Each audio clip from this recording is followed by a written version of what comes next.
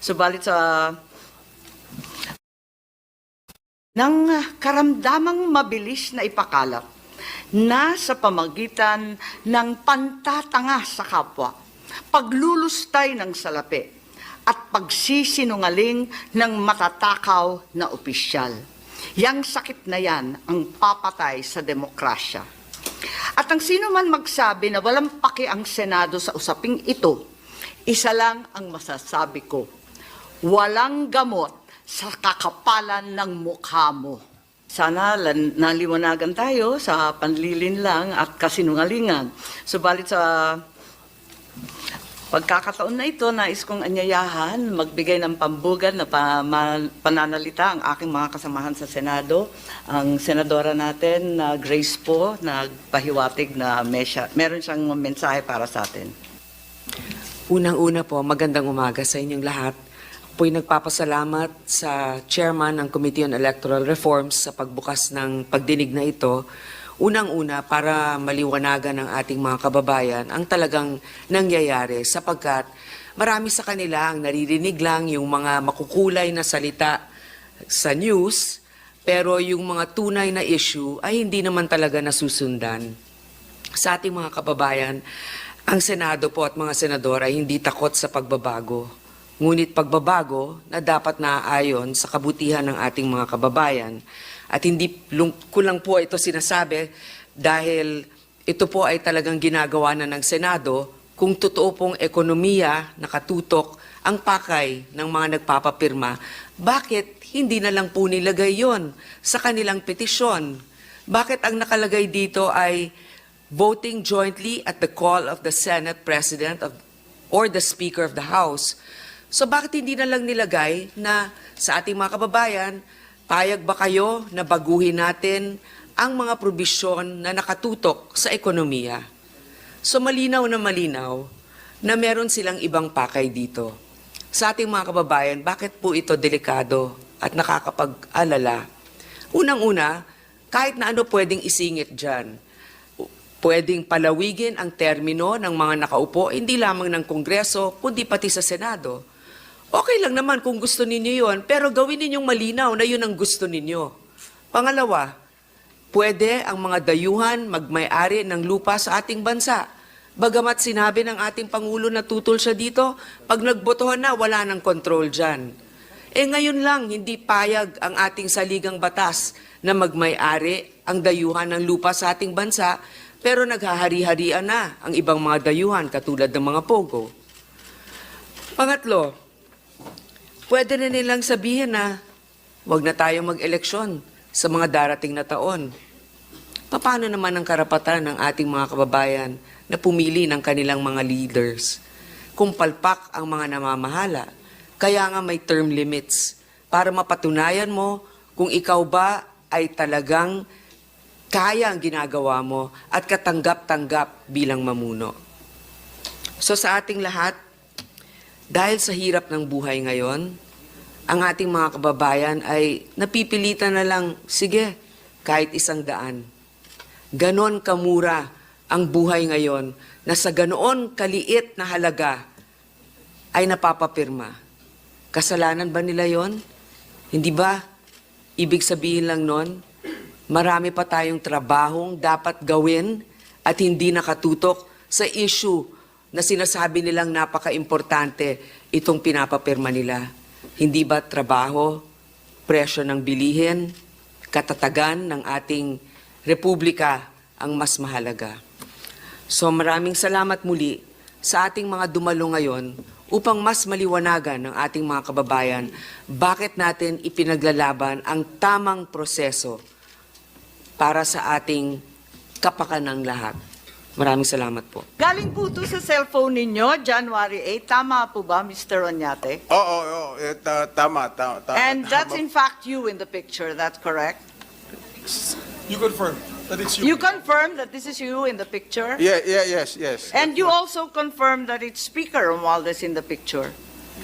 Yes. And it is Congressman Saldico in the picture? Yes, yeah. Can you read the caption, please? Yung caption sa ilalim po. May nakasulat, di ba? that's true. That's correct. Initiative. Tama po ba? Tama po. At maliban sa pagkain, klaro na may mga dokumento sa table. Meeting po to, hindi lang party. Anong pinag-usapan? Ang meeting po yan kung paano kami makikipag-coordinate sa mga congressmen. Saan lugar to? Saan ginanap itong parting to? Para lang malaman namin. Sa ano po yan? Sa townhouse sa Forbes, sa Forbes Park. Kanino Malapit sa- nga? Kaninong lugar? Ipaliwanag. Wala namang masama magtipon-tipon sa bahay ng Miss Kishino. Ano ho yan? Dalawang townhouse. Hindi, kanino na, po? Na Kaninong lugar? pinagdikit. Inyo? Bahay mo? Bahay mo po? It's a meeting Attorney place. Abisado, please. It's our meeting place. No, pero sino may-ari? Sino Lu- ang Sino may-ari ng bahay? si Speaker Romualdez po? Bahay ni Speaker Romualdez. Yes. Ganon. So, ang naging Diyan po, host doon at po kami nagkumbida ay si Speaker Romualdez. Tama po Ako ba? po ang nagkumbida. Dapat Paano ka po magkukumbida? Di mo bahay. Oo nga. Bira naman. Oo nga po. Dapat po yan sa bahay ko. Dahil meron ho akong party house sa Dasma. Walang tao doon. Pero hindi ba maliwanag na kung bahay ni Speaker, Ang sabi ng staff, doon na lang gawin sa bahay ni Speaker. Dalawang bahay ni Speaker eh. Isa sa Okay. McKinley at isa... hindi ba At isa sa- maliwanag? Ha? Hindi ba maliwanag kung bahay ni Speaker siya nagpatawag ng meeting, di talagang Ako po ang nakikialam nag- si ako po Speaker ang sa nag- People's ako po ang Initiative? nag-initiate ng meeting. Pero sinabi po na doon na lang gawin sa townhouse ni Speaker. But ako po ang nag-initiate. Ay, Dapat po sa ganon. bahay ko, pero sinabihan ako doon na lang pumunta. Sino nagdala ng papeles? Kasi bahay niya. Ikaw nagdala ng papel? Mga lawyer po. Yung mga lawyer. Mga lawyer po, dala-dala So, nila yung bahagi mga ka talaga papeles. ng Project PI. Yung Project PI na tinetext sa mga kongresista, pati ako nga na-text kasi luma na yung number ko eh. Bahagi kayo ng Project PI? Yeah. Kasi I sought the help of the speaker. Inamin ko Yeah, naman po. you've said that before. Natulungan kami Opo. dito sa signature gathering. Right.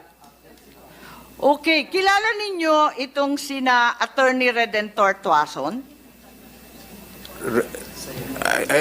I don't know. Suset Sumalinog, Timothy Lagundi. Kilala niyo itong mga to? Hindi po. Okay. Kasi meron kaming mga screenshot doon sa Project PI na galing sa mga congressman. At sabi mo, nakikipag-coordinate ka kay Speaker na CEO at sa mga hawak ng niyang Congress. Yeah, congressman. that's correct. That's correct, Madam Senator. Okay. So, asan yung mga screenshot? Asan yung screenshot? Madam Chair. Madam Chair. Madam Chair. Yes po. Yes, Senator Bato, please. Ayan yung mga screenshot. Kasi sabi mo, bahagi ka ng Project PI. Nagtatanong lang ako, baka kilala mo itong mga to. Andito yung mga pangalan. Hindi pala ninyo kilala. Hindi Kasi- ko po kilala. Anong pagkaintindi mo dyan sa message na yan? Pakibasa lang po.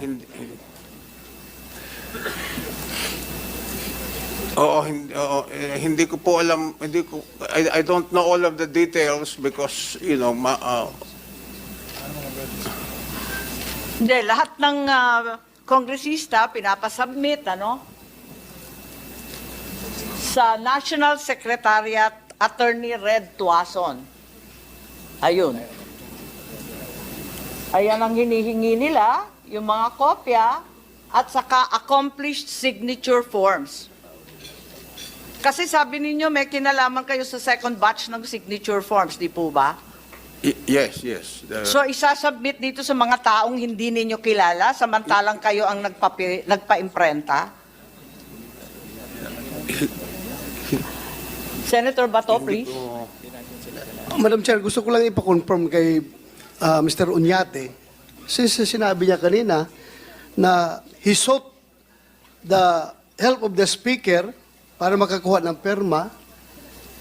So, pumayag siya. In fact, nag-meeting kayo, di ba? Yes, yes. Pumayag siya. So, meaning, sinabi mo, perma ang nasa likuran nitong People's Initiative, humingi kayo ng suporta galing kay Speaker Romualdez, binigyan kayo ng tulong, ng suporta para tumakbo ng inyong People's Initiative. Ibig sabihin, si Speaker Romualdez isa na rin sa nasa likod ng Opo, pumayag naman po si Speaker. pumayag siya. Pumayag si Speaker. Nasa likuran na rin siya. Natulungan kami kasi siya